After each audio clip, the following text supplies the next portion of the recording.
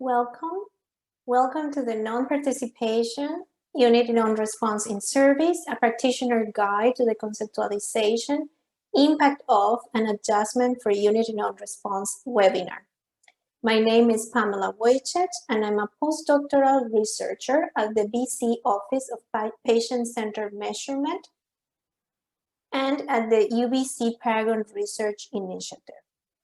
In this series of 3 interconnected webinars, I will be accompanied by Dr. Bruno Zumbo, professor and distinguished university scholar, Tier 1 Canada Research Chair in Psychometrics and Measurement, and Paragon UBC Professor of Psychometrics and Measurement.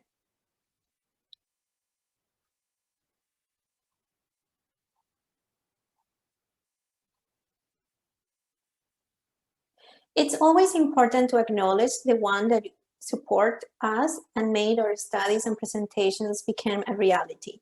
So in this case, my special gratitude goes to the professionals, members of the Office of BC-PCM for their constant support and diligence throughout the development of this study. I would also like to acknowledge my gratitude to the UBC Paragon Research Initiative and to my research mentors, Bruno Zumbo, Lina Cadburston, and Richard Sawatsky for their inputs and support on this project. In the case you are interested in citing this report, please follow this example. The purpose of this webinar is to understand what unit non-response is, to explore the consequence of it, and to present a workable solution when analyzing data in the presence of unit non-response. In this webinar, we will discuss how missing data might complicate the interpretation and analysis, how unit non-response might distort your conclusions, and lastly, we will present a workable solution to adjust for unit non-response. The intended audience for this webinar are data analysts and health researchers who analyze survey data. They have a basic knowledge in quantitative methods and basic probability theory. They also have knowledge of descriptive and inferential statistics, as well as survey methodology. The analysis in section 3 will be done through RStudio and IBM SPSS, so a knowledge of those two softwares is highly recommended. Survey research methodology is a vast topic itself that can take us an entire course to fully understand it. However, with the aim to understand the role that unit non-response has in it, I will introduce you to the most important concepts of the survey methodology. We will begin by situating the research problem into a larger context of research methods. We will also focus on concepts as type of missing data and terms like MCAR, MAR, MNAR, and what is meant by non-ignorable missing data. In webinar part 2, we will see the impact of unit non-response on data analysis. And in webinar part 3, we will demonstrate a practical approach to adjust for unit non-response. This webinar is organized in 3 parts and will allow our audience to be engaged with the information they consider to be relevant to their interest. It's important to keep in mind that this webinar was created for data analysts and applied researchers. The webinar topics can be seen as following. Part 1 is focused on introducing the concepts leading to an understanding of survey research and unit non-response, and part 3 demonstrates the impact of ignoring unit non-response in survey research and using complete case analysis. Part 3 aims to present a sample of tools often used to adjust for unit non-response, and to include a demonstration of the propensity score weighting approach on simulated data. So now, let's begin. Welcome to the Unit Non-Response webinar, Part 1, Introduction. In this part of the webinar, we will be introducing the motivation of research, as well as an introduction in research design and sampling. We will be briefly talking about the experimental, quasi-experimental, and observational studies, and then an introduction of survey research and sampling will be done to allow us to move forward to discover the concepts of unit non-response. The fundamental purpose of this project is to provide scientific evidence that can support everyday BC-PCM methodological decisions under research initiatives and to support the research community in general with evidence-based information. The Office of BC-PCM has received feedback from more than 1 million users of the healthcare services in BC through the application of surveys across 13 sectors. In British Columbia, the measurement of patient-reported experience and outcomes has been collected for the last 16 years. To understand the experience of people who use BC healthcare and to enhance public accountability and to support quality improvement. A detailed methodological design of each survey had been followed over the years. However, the participation observed, and mainly in the last 2 surveys, ranged from 35 to 46%, leaving an average of 50% of sample people who for several reasons decide not to participate. To begin with the holistic motivation of this study, I would like us to situate ourselves into a survey research context. Let's begin by explaining the scenario that we will encounter in an everyday survey research design. The first step is to specify a topic of interest in our survey. In this case, we can be interested in mental health or attitude towards health providers. So our starting point will be to specify a population of interest. Then we will specify a sampling frame that will represent the target population. After we include and exclude cases based in our inclusion and exclusion criteria, this sampling frame will lead to a sample. This sample is the sample that we are going to use to start our survey application. As we gather the data, we will end up with a final sample or data set. And in this case, we cannot always achieve a complete response rate. So we usually end up with a data set that will contain a portion of respondents, non-respondents, and item missing data. In between this step from the population to a sampling frame is where coverage appears as an issue. Coverage or coverage error is how well the sampling frame represents the population we want to study.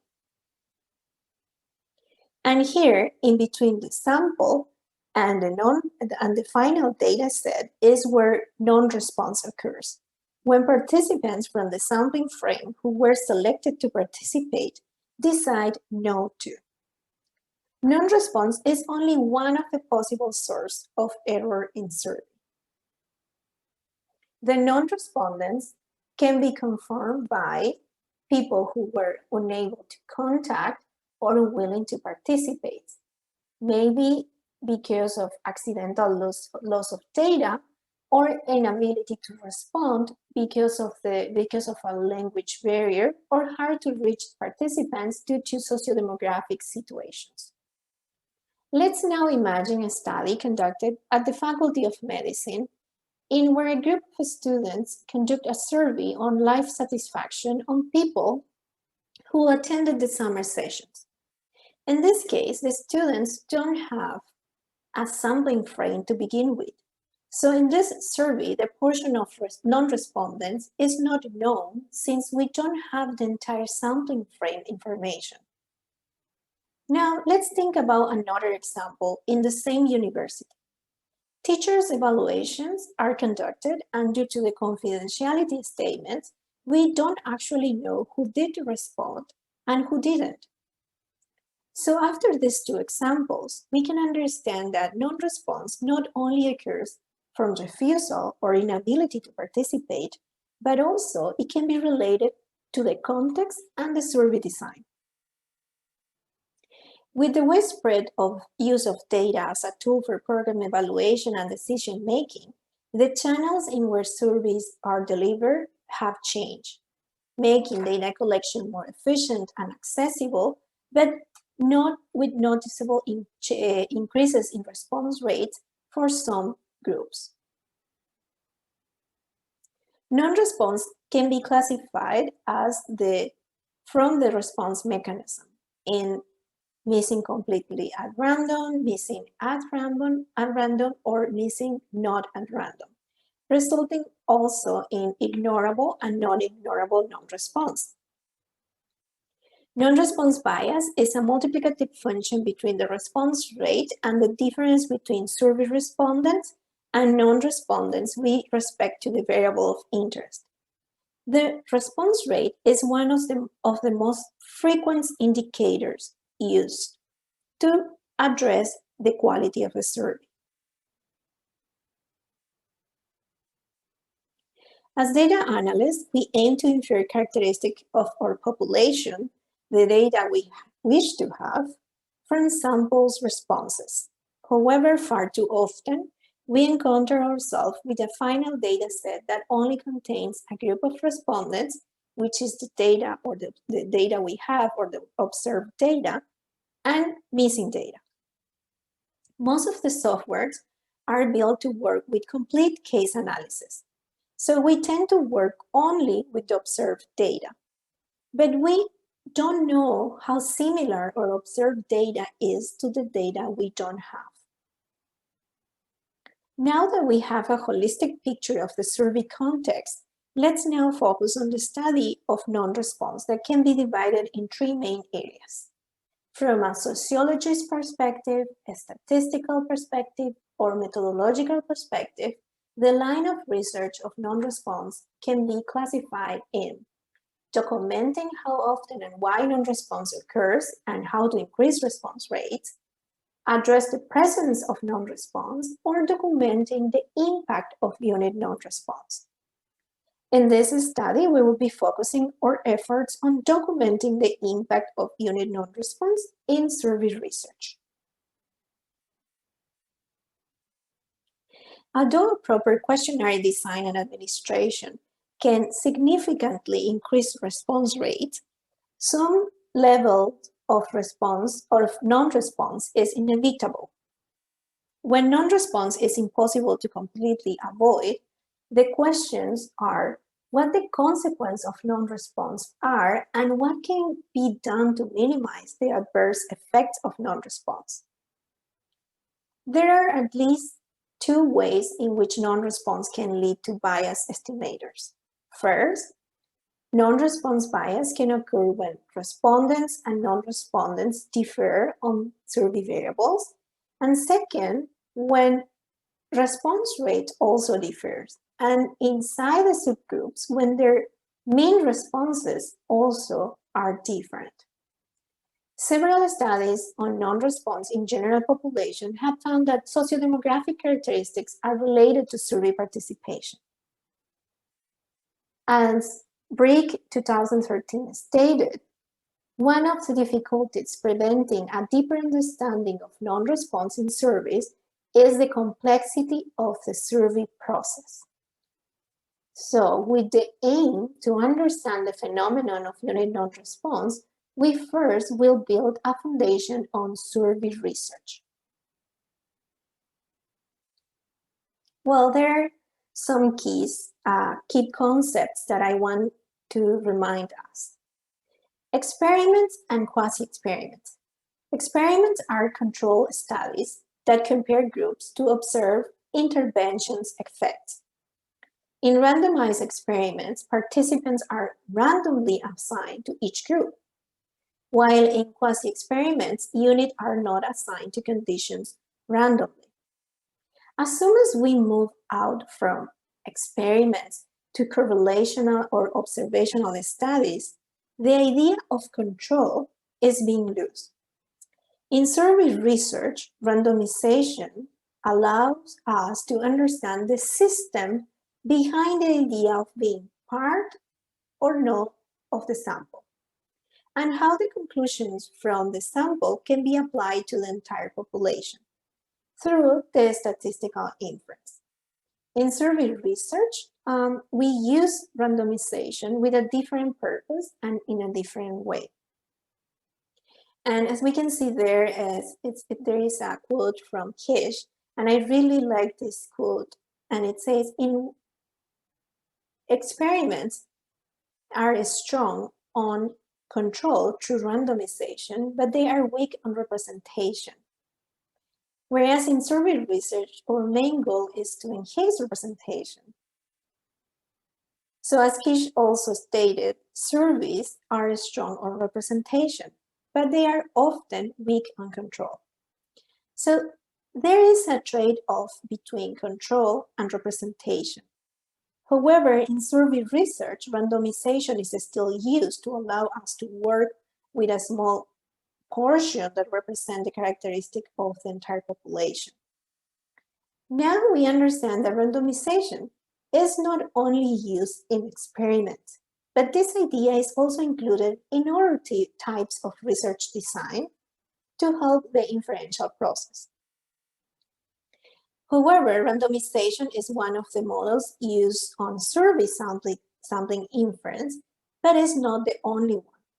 We will see more about this shortly in the following slides. Now, let's focus on survey research and the conceptualization of survey research.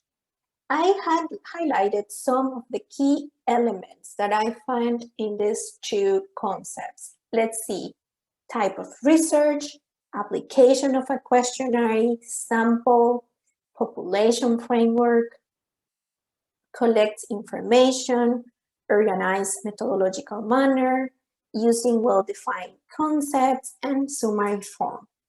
So from this collection of keywords, we can try to understand that a survey research is a type of research that applies a questionnaire to a sample that represents a population. The aim is to collect information in an organized methodological manner using well-defined concepts to then end up in a summary form. So for us, in this case, research or survey research is a type of design. And as we can see in these two concepts, it's a very well organized in a methodological manner, and it tries to make a summary of the information that wants to observe in certain sample that is representing a population. Now on survey research and sampling, a sampling frame in this case is made by a list of all possible participants. Then a sample is selected from the list following a specific sample design or recruitment. This recruitment of participants could be done either by mail, telephone, fax, cell phone, or mixed modes, which implies the use of one or more approaches. As we described it in surveys, probability samples are designed to represent the target population. Regardless of the final size of our sample, each discrete population element could be counted as a census or a sample survey observation. In the case of a census approach, we will include all the elements from the target group in the population. For example, when we choose to work with small units and we select all the elements from that unit in one hospital, we are talking about a census. Now talking about the classification of sample designs. In the previous slides, we introduced the idea of how randomization allows us to make inference from a sample to our population. But as I also remarked, there are other ways to look at sampling and inferences. Let us now pay attention to this figure from Heringa's book, Applied Survey Data Analysis, in where he presents an idea from Hansen, Maddow, and Tepping, 1983, that defines a sampling design to include two components. First is the sampling plan and a method of inference. These two components, for example, in the sampling plan, we can see that there is a probability sample and a model-dependent sample. And in the method of inference, it could be design-based or model-based, whereas the sampling plan could be, as I already said, probability sample or model-dependent. Most of the surveys will end up in the cell A, a probability sample with a design-based method of inference.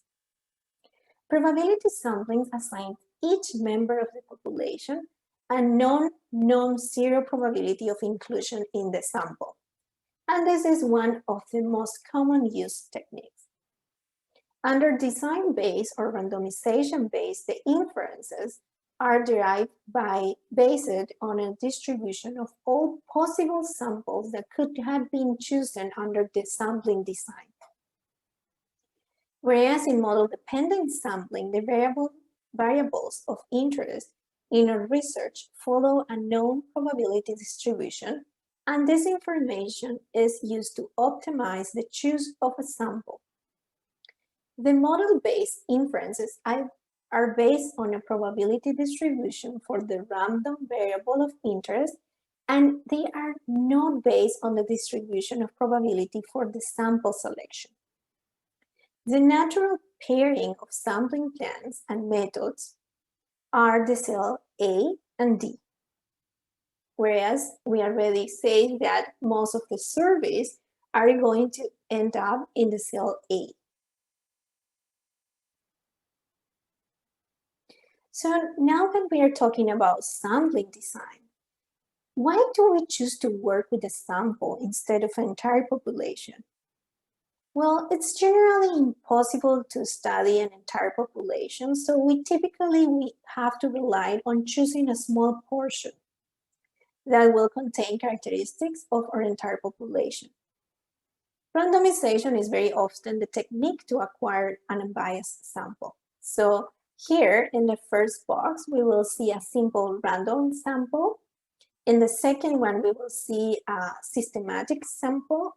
In the third box, we see a stratified sample and clustering in the third one. Simple random sampling is the most common and basic type of sampling.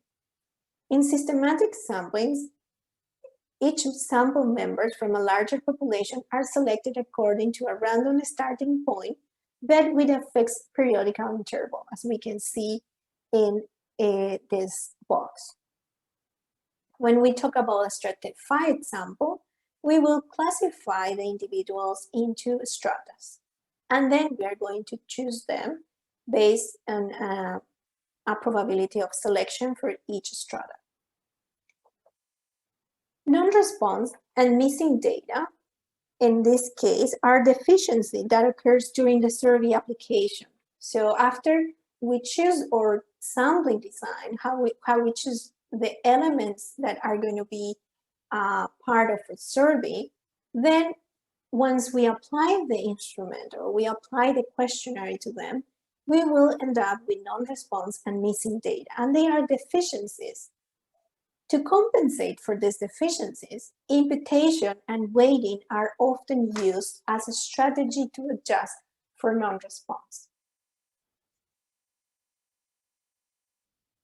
We mentioned before that coverage error and non-response errors occurs in between in between the stage of the population on sample and then the sample and the final data set.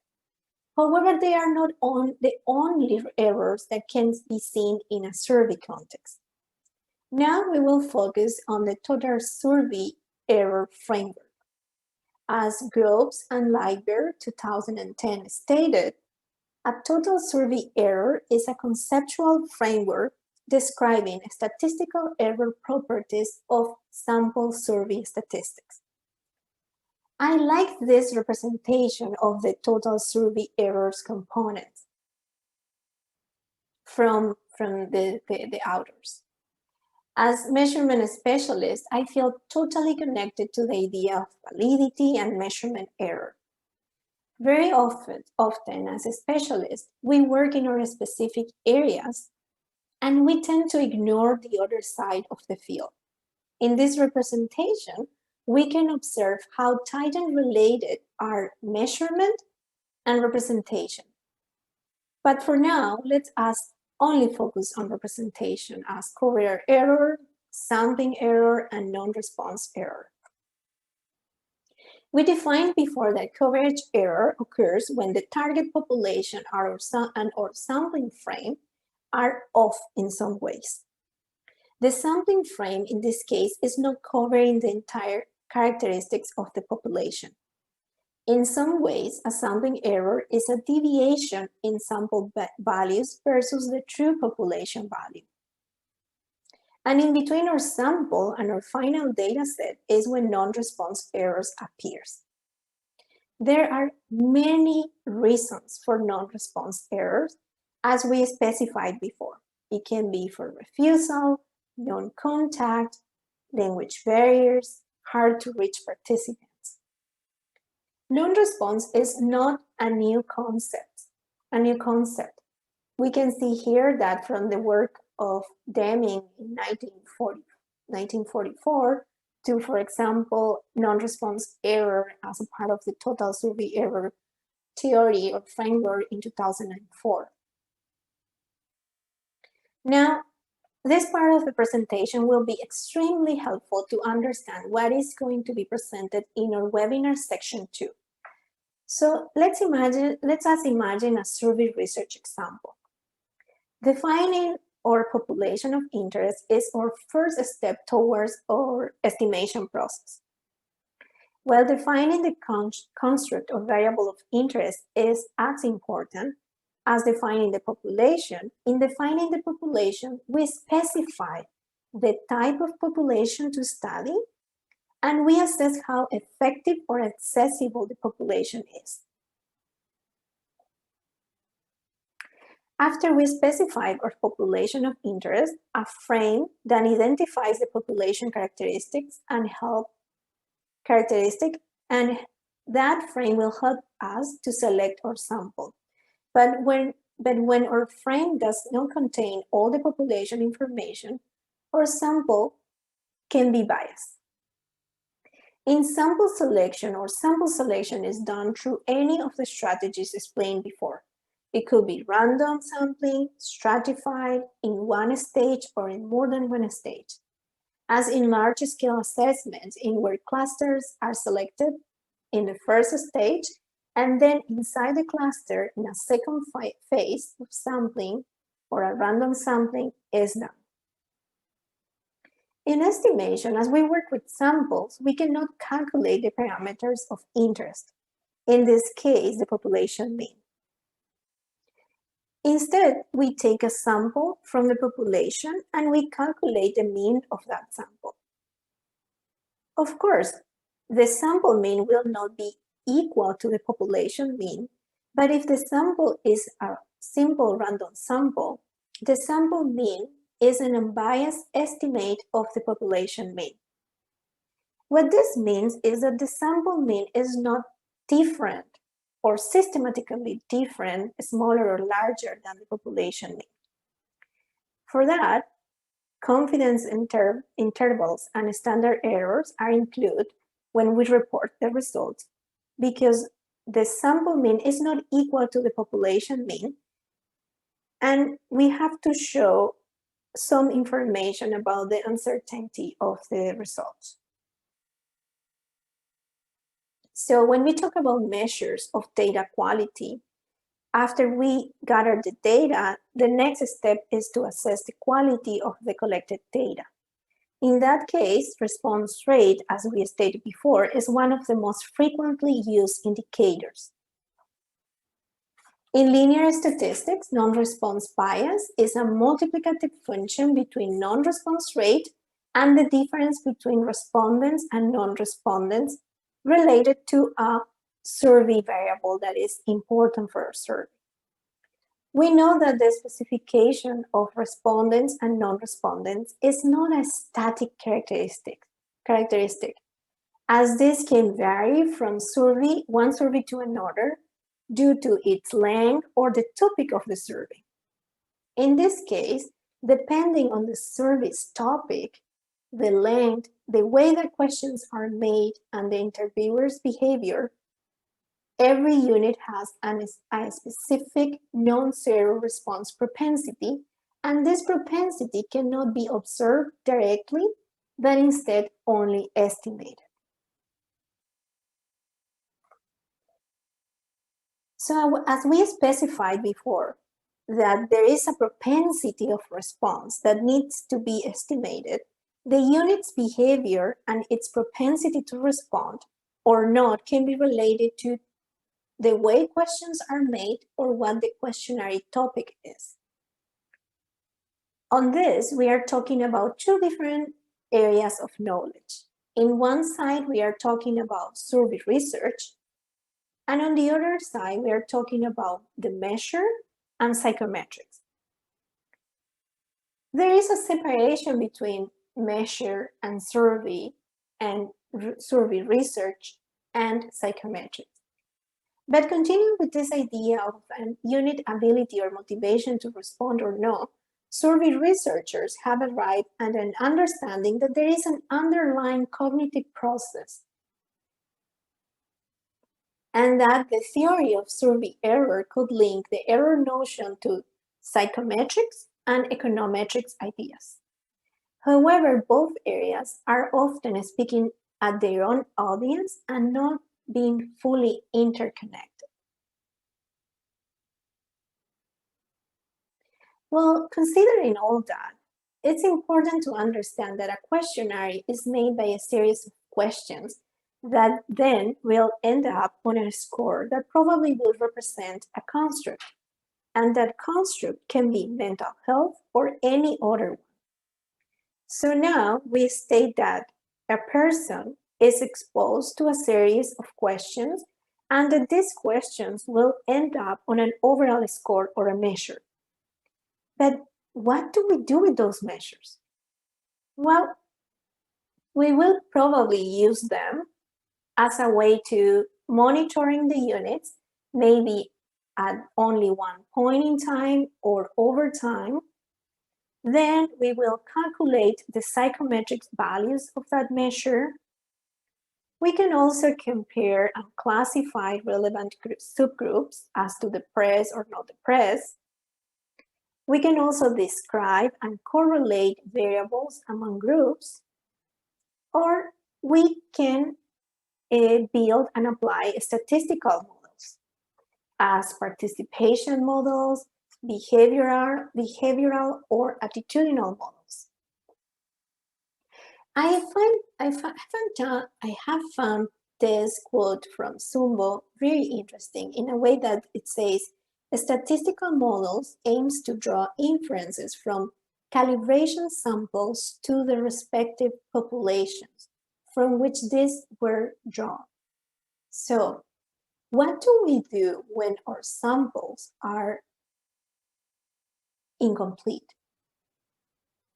So in this case, I think it's very important to think about the idea of that the sample might not really or fully represent the population, as we have a sample conformed by respondents and non-respondents and also item missing data. So this last quote from Dr. Zumbo leads us to what do we do in the presence of unit non-response.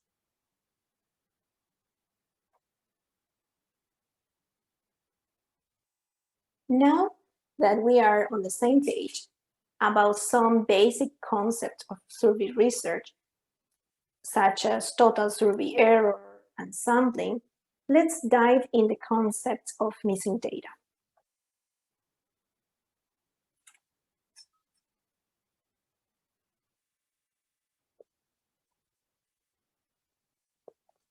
We heard a lot about missing data, but we often relate missing data to item non-response. Missing data occurs in a survey research because an element in the target population is not included on the survey sampling frame, and in this case, we are talking about non-coverage, or because a sample element does not participate in the survey or didn't answer to the survey, which is non-response, or because a responding sample element fails to provide acceptable responses to one or more of the survey items. And in this case, we talk about item non-response. Let's now see some definitions of unit non-response. In the first case, we have the definition from Brick and Carlton's 1996. They talk about unit non-response as a total non-response that occurs when no survey data are collected for an element selected for the sample. And it can be because of refusals, non-contacts, and compensation for total non-response is usually made by waiting. In the next one, from Statistics Canada, there are two types of non-response: item non-response and total non-response. Item non-response occurs when information is provided only for some items. And in total non-response is when all or almost all data for a sampling unit are missing.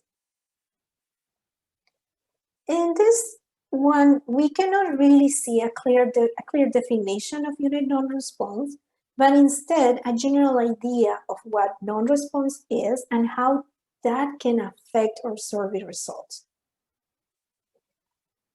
This is a phenomenon that sample elements do not provide the required information.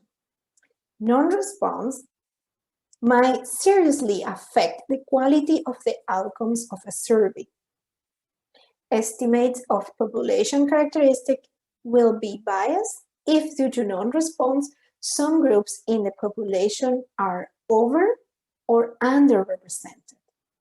And these groups behave differently with respect to the survey variables. I find this definition very, very important, but because it's also talking about over and underrepresentation of certain groups and how that can affect the quality of the outcomes.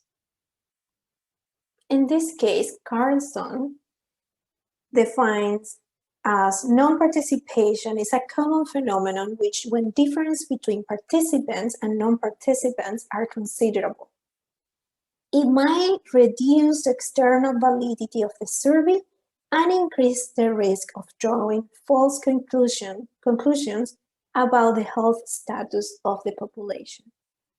In this case, I find this definition a little bit more holistic, and it's talking about the external validity and how representation can be seen in the case of or in the presence of unit non-response. So now that we know that non-response can be classified as item non-response, total non-response, we also remember that we have non-coverage, and then we also have partial non-response in our classification. So here, total non-response, which is our unit non-response, can be adjusted by weighting. Non-coverage, that is that difference between the population characteristics and our sampling frame, when that sampling frame and the population are in some ways off, we call that non-coverage, and non-coverage can be compensate or adjust with weighting. Then we have item non-response. Remember, item non-response is when we don't have information in certain variables for that person. And in that case, we can use imputation as a way to adjust for item non-response. Then we have partial non-response, and it involves a substantial number of items with non-response. We can use either weighting or imputation to adjust for a partial non-response. Well, we were talking a lot about unit non-response, and to close the idea, this is how a data set is seen depending on the type of missingness observed. In the first case, we see a data set which is not showing any missing data, and this is our ideal case. As you might know, this not often happens, but that's the ideal case. The second box is showing us item non-response, as the missingness is only observed in some cases, for example, in the case number 2, in variable number 2, or case number 8, variable number 2, and case number 10, variable number 1. So that's item missing data. And the last box is what we define as unit non-response, or what Brick and Carlton defined as total non-response. We have a case, number 2, in where we don't have information about them or about that individual in any other variable. So usually what you do in the case that you have unit non-response is you go and analyze your data using complete case analysis. Complete case analysis is said to be the fact of analyzing data with only the participants part of the data set, and naively ignoring the presence of unit non-response. So in this case, the units who present total non-response are deleted and not included in the analysis. Despite its downsides, complete case analysis is often used. As we can see in that systematic review of 262 studies, complete case analysis was reported in 81 of them, or in 81% of them.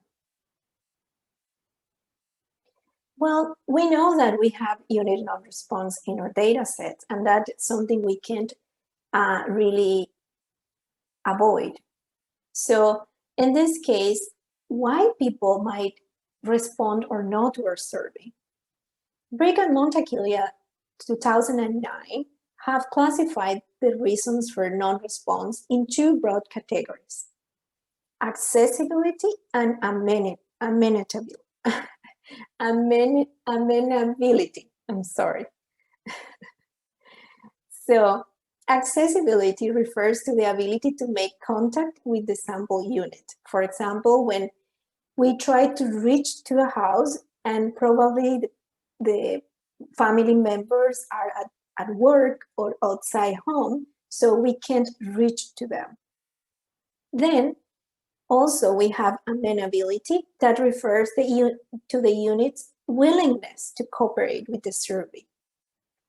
So in this case, is the person interested in answering the question or answering to my survey?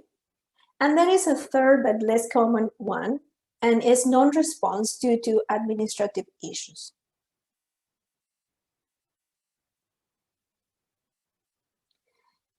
Well, in the presence of non-response, the set of respondents can be viewed as a second phase sample. The only difference is that the probabilities in this case are unknown. When we work in a 2-phase sampling design, we know the probabilities of inclusion and exclusion from the sample. But in the context of non-response, these probabilities are called response probabilities, and since they are unknown, we tend to make assumptions about the response mechanism. So in that case, Now, let's focus on the data patterns and the mechanism. When our groups of respondents and non-respondents are not really different, then, well, the issue of non-response and bias is actually not an issue because they are similar, or the groups are similar. When data are missing completely at random, there are no systematic difference between the observed and missing data. For example, if self-reported questions was sometimes not collected because some participants didn't answer the question due to a randomly software problem, well, in that case, the missingness is not related to any of the data that we observe. When the data are missing at random, any systematic differences between the observed and the missing data can be explained by associations with the observed data, the data we have in our data set. When the data are missing not at random, the fact that the data are missing is systematically related to unobserved data. The missingness is related to events or factors that are not measured. For example, if we measure depression and our participants with depression tend to not participate, we have a relationship between being a non-respondent and the variable of interest. In this case, we are talking about non-ignorable non-response. So missing not at random is non-ignorable. Let's talk more about this in this slide. In this section, I would like to talk about the special issue on sample surveys, design, methods, and application published in the Handbook of Statistics in 2019. I will be referring specific to Davis Haziza's chapter, which I have found is an excellent resource on this topic. We already know what MCAR, MAR, and MNAR are. So now what I want to work with you is in the idea of ignorability of the non-response mechanism. To understand the notion of ignorability, we must be positioned from an imputation model. Ignorable non-response is when the probability of response is independent of the error 10 in an imputation model. When the non-response mechanism is ignorable, the data is missing at random, and it is non-ignorable when the data is missing not at random, as we can see there. Ignorable, missing completely at random, or MAR, and non-ignorable and NAR. Well, okay, at this point we have everything resolved. We only need to discover if the non-response mechanism is ignorable or non-ignorable, and then use an appropriate tool for each kind of non-response mechanism. Well, I'm sorry. Unfortunately, it's not all that easy. When the non-response mechanism is uniform or ignorable, it is possible to eliminate a non-response bias. However, when the probability of response depends on a variable of interest, and for instance, is non-ignorable, the estimators will remain biased even after accounting for the appropriate auxiliary information. And moreover, in direct words from Haziza, 2009, in practice, the ignorability of the non-response mechanism is assumed, and it's generally impossible to test whether we are in the presence of ignorable or non-ignorable non-response, unless we are in the context of a planned non-response that can be in the context of a simulated data, which is the case for our webinar part 2. Here we have another concept or definition of mechanism, and if it is ignorable or not ignorable, but I'm not going to go deep in this because we still have information to talk about in this next slide. So let's use this example to conceptualize what we have learned up until now. To describe a specific mental health characteristic in a population, a group of researchers conducted a survey. In this example, we will not consider the multi-level nature of our sampling design, that is including, for example, the province level, the health authorities, the units, and then the individuals. We are only going to focus at the individual level. All the participants were asked to respond to a short questionnaire about their sociodemographics and about their health information. The study's focus is to evaluate the participants' score on mental health and some sociodemographic characteristics. They contact the participants through mail, email, telephone, and sociodemographic variables collected were age category, gender, area of residence, confidence in health providers, and household size. Well, let's see our outcome measure. In this case, we use the SF36, but it's important to note that this is merely an example, and the outcome measure could be any other one. For example, it could be the BR12, which is a patient-reported global health measure. In our example, we focus on the mental health score from the SF36, but that can change. Now, let's think about some of the concepts we have learned so far in this webinar. We know that the population is the first step in our survey research methodology. We set the population, then we construct a sampling frame from where we choose a sample, and then after or once we apply our survey, we will get a final data set which contains respondents and non-respondents. Also, we know that the measure or outcome measure in this case is mental health, and our covariates are age category, gender, area of residence, confidence in health providers, and household size. Looking at our final data set, which contain our group of respondents and non-respondents from a context of non-response, because we know in this case covariates from respondents and non-respondents.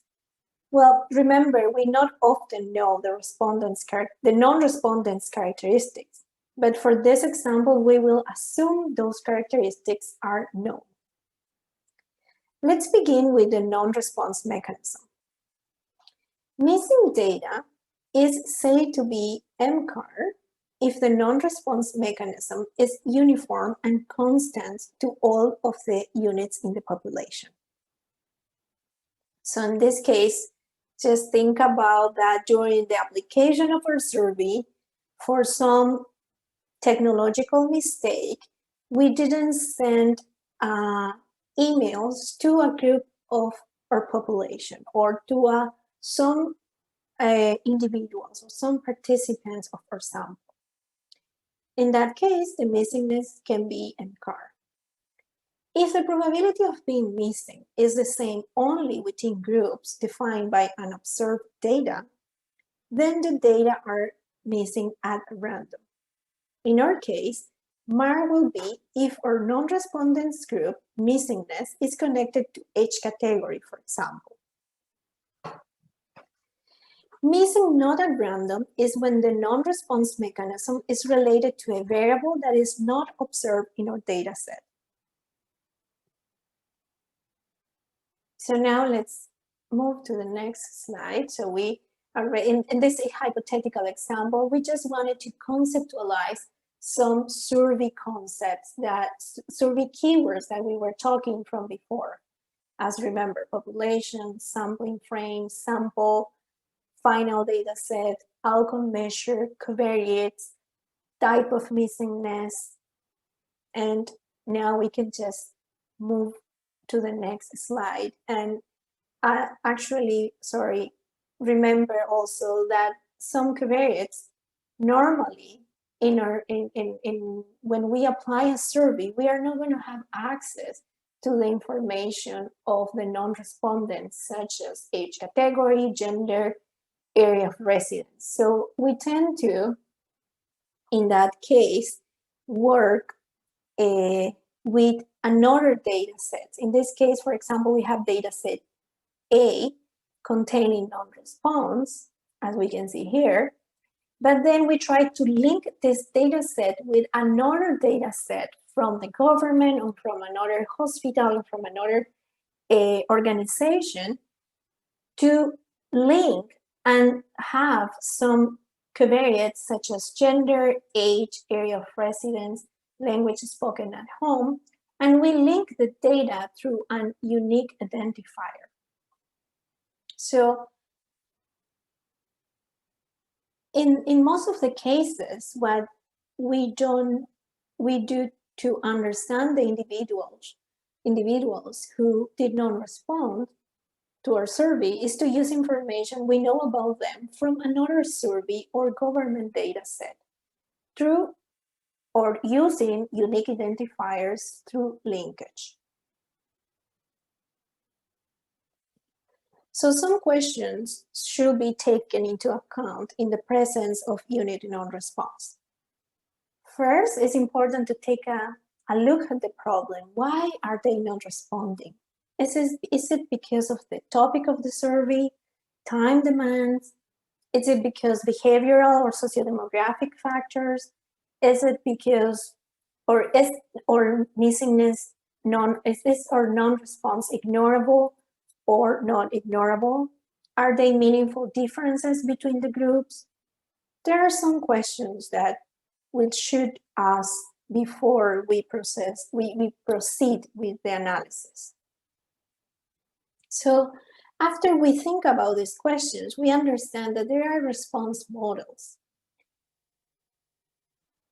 Classifying the groups in respondents and non-respondents, it's a simplistic and static view of the non-response phenomenon.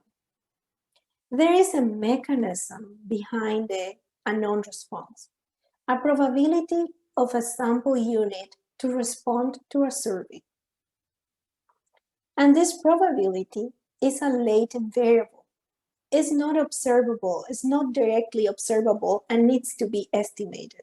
How we estimate this probability? Well, we use ancillary data, the ancillary data that we see in, for example, in our data set B, where we have information about gender, age. Those variables will help us to estimate the response propensity. Response models can be based on information we have in our ancillary data sets, for example, what we just saw before, but they also can be based on a non-response theory. And in this case, it's important to understand that the response propensity or the response propensity models have to know also that the non-response is not a fixed property, that it can change. It can be related to the topic of the survey, it can be related to the length of the survey, and many other reasons. So it's important to take that into account and not think that response and non-response is just a static classification. Well, now we can put all our pieces together. Let me just drink a little bit of water. And come back to you. It's been a long journey. We began by talking about experiments, quasi-experiments. Then we talk about survey research, the concept of survey research, missing data, the patterns of missing data, ignorable, non-ignorable, non-response, unit, non-response, item non-response, partial non-response, total non-response, non-coverage error, non-response error, we talk about many keywords during this first part of the webinar. So now let's put all that information together and say that we begin our survey by specifying our population of interest. Then we talk about, or we build a sampling frame. And from that sampling frame, we select a sample. And after we apply our survey questionnaire to our participants, we will end up with a final data set that will contain a portion of respondents, non-respondents, and item missing data among the respondents. We use different sampling designs in order to select our participants. And those sampling designs will help us to achieve an unbiased sample that will represent our population. We know that the non-respondents can be classified as they were unwilling to participate. Refusals can be accidental loss of data or the inability to respond, such as language barriers, or hard to reach participants due to the sociodemographic characteristics. So non-response is a common phenomenon observed in survey research.